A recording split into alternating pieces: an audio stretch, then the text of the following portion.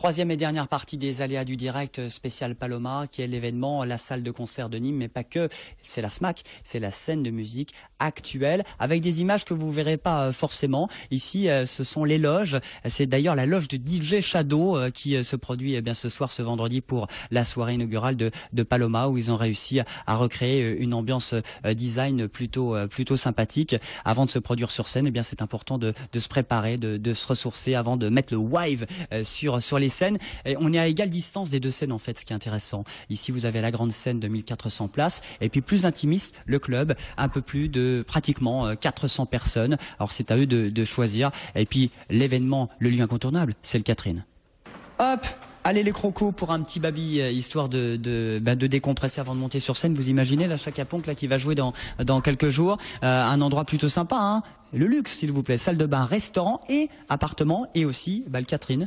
Le Catherine, c'est là où l'ensemble des stars se restaurent avant ou après leur concert, leur prestation. Et ça, tout le monde est au fourneau. Et c'est l'affaire notamment de Benoît, qui est chef cuistot, Paloma. Alors vous serez en charge de faire quoi, Benoît? Toute la restauration sur le site de Paloma, le nouveau site, toute l'année, avec tous les concerts qu'il va y avoir, et les tournées, et tout ce qui va passer. Alors il y a certaines stars qui font un petit peu leur caprice dans les caterings, entre guillemets, qui ont leur spécialité culinaire. Des caprices justifiés, hein. Chacun a ses habitudes et on les respecte, on est là pour ça. Alors qui du dossier des noms? Du Clapton qui aime son café comme Georges Clooney avec la machine. What else? Je citerai pas le nom. What else? Et ça va jusqu'à celui qui veut sa petite vinaigrette spéciale ou quelque chose dans sa loge dont il a l'habitude et qu'il faut absolument lui fournir surtout. Bon, qu'est-ce que vous préparez là pour ce soir, pour l'inauguration, pour DJ Shadow? Un grand buffet, on a préparé des tartes chaudes, des wings de poulet, on va faire un tandoori chaud ce soir avec des crevettes marinées en poisson. Il y aura toujours un poisson, une viande en chaud, et des nems, des petits toasts, et un beau buffet bien coloré, bien de saison. Coloré comme l'ensemble de la Paloma d'ailleurs. Voilà, on essaye de suivre les couleurs du lieu. Merci, on vous souhaite une bonne soirée et puis une bonne saison et puis bonne chance pour la suite. On va laisser Benoît travailler quand même, ça donne faim tout ça, ça sent très très bon. Et on va retrouver quand même nos invités parce qu'on a une troisième partie. C'est parti, on les rejoint dans le patio.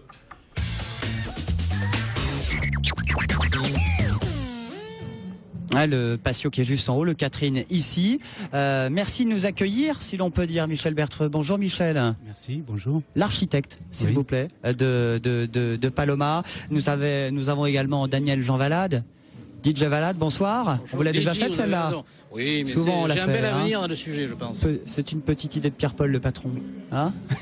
Vous êtes maire adjoint à la culture à la ville de Nîmes, en charge de la culture et de la tauromachie. On va pas parler taureau, mais on sait que la feria des vendanges, c'est dans quelques jours. Ce sera avec TV Sud. Et puis Christophe qui est avec nous. Bonjour Christophe. Bonjour. Du groupe Pony Taylor, qui est un groupe d'Avignon qui vient en voisin. Et vous avez sorti votre deuxième album. On verra un petit extrait dans un instant. Michel, vous êtes du cabinet Tétrac, également Tétrac, de Nantes. oui. Oui. Hein, vous avez réalisé La Fabrique. Oui, bien sûr, oui. Comment vous récemment, définiriez, je vais y arriver, cette salle de musique actuelle de cette Celle-ci. SMAC? L'une des plus belles, l'une des plus grandes de France? La plus grande, je sais pas, mais la plus belle sûrement, puisque c'est la dernière. Les dernières sont toujours les plus belles, vous savez. Alors c'est un projet de longue date, 14 millions d'euros, 14 millions 5 Oui. ce projet. Oui. 14 millions d'euros pour un programme qui est malgré tout assez conventionnel, c'est-à-dire que c'est une grande salle de 1400 places à peu près, un petit club et puis des studios d'enregistrement et d'entraînement. Ici, il y a un point assez original, c'est l'accueil des artistes qui seront en résidence et puis tout un ensemble de bureaux et des pièces un peu spéciales comme ce patio qui est une grande pièce ouverte vers le ciel. Alors c'est quand même assez futuriste, c'est le choix des couleurs, le choix des formes sur cette...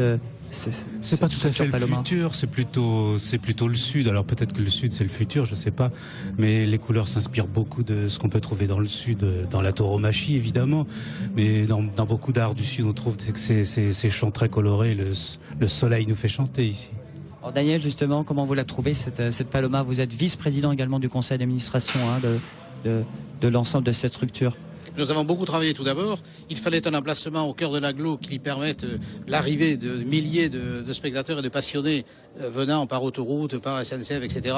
Et ce lieu s'est imposé de lui-même. C'est un geste architectural très important, car lorsque on met un investissement pareil que vous avez rappelé, il faut un geste architectural.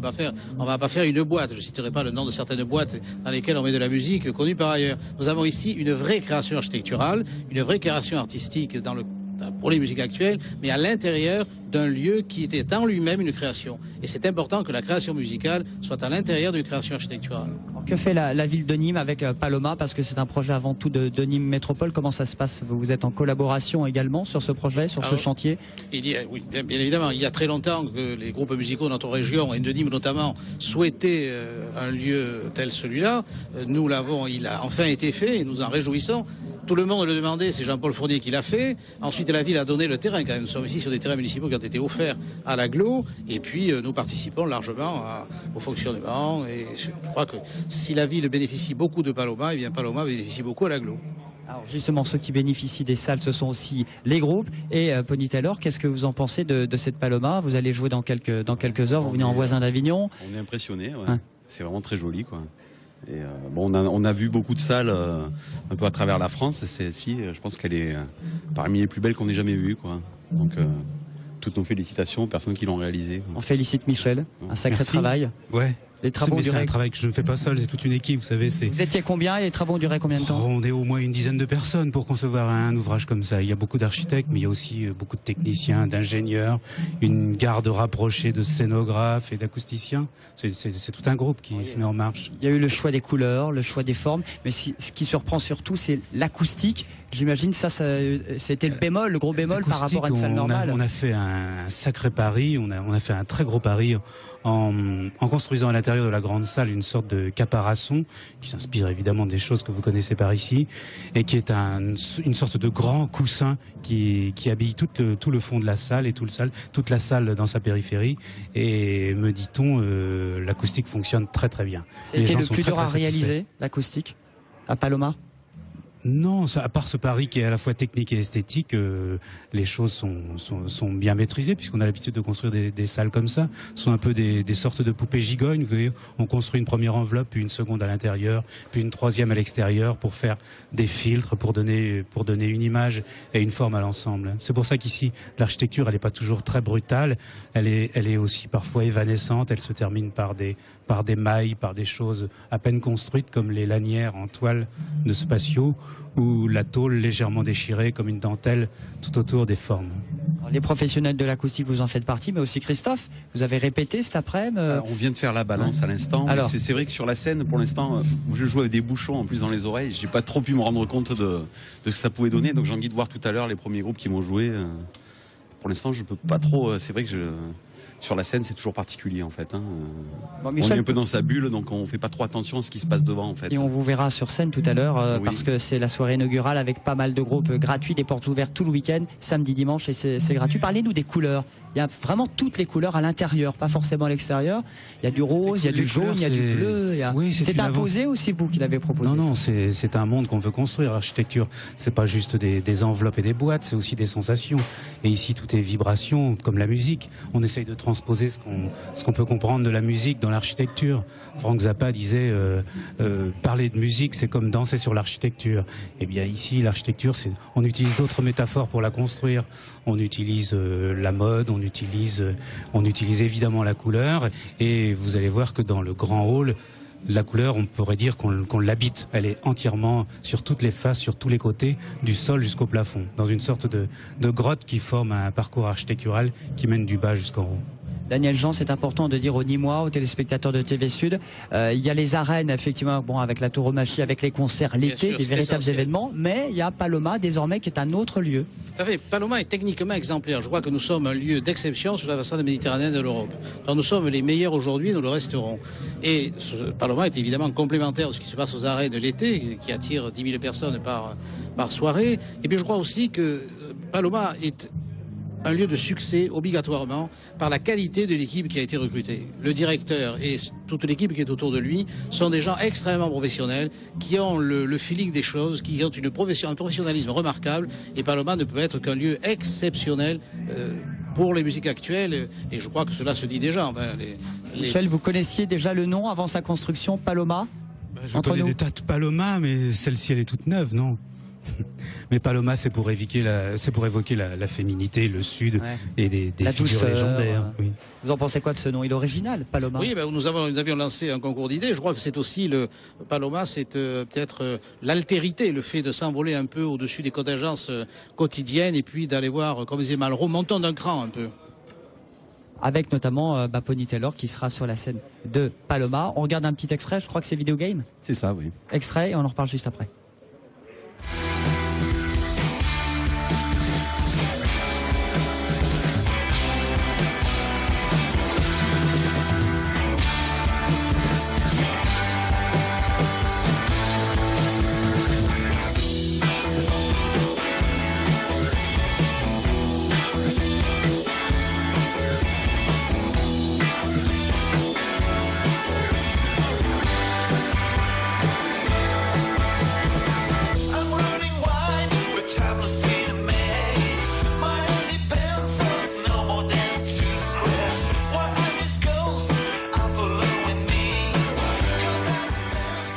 C'est du pop rock français, années 60s, 70s. Voilà, chante en anglais plutôt quand même. Ouais. On chante pas en français. En fait. Ouais, c'est ça, déjà. Première chose. Ouais, c'est ça, ça se définit bien, ouais, c'est ça. Pop rock, d'influence plutôt 70s, 60s. Quoi. Et vous êtes le chanteur? Je suis, ouais, chanteur. On chante tous un peu, mais ouais, je suis le chanteur principal. Ouais. Alors parlez-nous un petit peu, vous avez sorti déjà un album il y a quelques mois? Alors on a notre deuxième. C'est le deuxième, voilà, là, ouais. On en avait sorti en 2009 et on vient de sortir notre second au mois de juin, voilà, qui s'appelle How to Fold Paper in Half 12 Time, que j'ai là, avec la pochette. Voilà. En version vinyle. Voilà, en vinyle ça se voit mieux, mais il existe en CD aussi, voilà. C'est important. Le vinyle, ça existe encore beaucoup? Ça se fait encore. Nous, on est plutôt fanatiques de ça. Donc voilà, on aime bien. Donc, on fait des disques en vinyle parce que ça nous plaît. Mais bon, c'est vrai que ça se vend aussi. Ça se vend comme le CD, quoi. C'est pareil. Daniel Jean, vous allez assister à cette série de concerts, à cette soirée inaugurale plus que jamais? Avec plaisir. Faut que tout le monde vienne. Dans toutes nos fonctions, je serai moi très fidèle à Paloma. Vous savez, dès l'instant où Mozart fait partie d'un opéra rock, tout est gagné. Bon, Michel, c'est parti pour une belle soirée inaugurale et c'est parti pour une saison. On va couper le ruban et ça y est. C'est sûr, ouais. J'espère qu'il y aura de très beaux concerts. Évidemment, cette salle va drainer autour d'elle, va aimanter autour d'elle tout un public et tout plein de musiciens. Et j'espère que ce sera très bien. En même temps, il faut quand même que les plus jeunes musiciens continuent à jouer partout, dans les garages, que ce soit aussi un mouvement d'effervescence autour de ce pôle central. Alors pour cette Paloma, il y a toutes les infos sur Internet, toute la programmation, parce que en plus de salles de concert, eh bien, ce sont 7 lieux de répétition, un studio d'enregistrement, un studio de radio, et tous les groupes peuvent venir, notamment vous, hein, Christophe. Oui, on est voisins, donc c'est vrai que c'est très intéressant de pouvoir venir ici, profiter des installations. Ça peut être vraiment très intéressant, quoi. J'espère qu'on aura l'occasion de venir souvent. Pour des dates et puis pour tous les groupes de Languedoc-Roussillon qui veulent entre guillemets se professionnaliser, vraiment en vivre. Eh bien voilà, c'est un outil vraiment. Ça manquait vraiment dans la région. Voilà. Christophe, merci. Ouais. On n'oublie pas ce deuxième album et quelques dates aussi dans la région et ce soir à Paloma. Vous avez des dates justement dans le coin ou à Paris? On va jouer à Montpellier après. Bon, c'est dans un petit moment et puis on devrait jouer à Paris entre les deux. Mais dans la région, on va jouer à Montpellier au mois de décembre. Voilà. Michel, merci. Merci. Longue vie à Paloma, et puis on n'oublie pas les portes ouvertes, parce qu'il faut dire aussi à tous les téléspectateurs qui viennent jeter un œil, plus qu'un œil, après une oreille aussi, et à cette SMAC, scène de musique actuelle. On m'a dit qu'il y aurait quelques animations assez rigolotes sur le rôle de chacun. Il y aura un faux architecte, sur les visites guidées, oui, ça sera drôle. Ce samedi, ce dimanche, à une semaine de la grande feria des vendanges, qui est un beau projet. C'est un événement aussi important. Écoutez, sans doute, José Thomas viendra-t-il incognito visiter Paloma. On sera heureux de l'accueillir. Ça, c'est l'événement pour la feria. Bien sûr. Il retrouvera les couleurs de l'arrière de sa cape, de ses bas, de Torero. C'est pas mal non plus. Et nous serons effectivement en direct avec des émissions spéciales, les aléas du direct et les aléas de la feria depuis les hôtels Imperator, effectivement, ce bel hôtel 4 étoiles à Nîmes. Merci les amis, merci à toute l'équipe technique d'être venue sur ce plateau, paloma.fr pour toute la programmation, pour les associations de Nîmes et les groupes régionaux en devenir qui veulent tout simplement s'inscrire. On se dit à très bientôt pour de nouvelles aventures avec les aléas du direct. Passez une très bonne soirée. Merci de votre fidélité.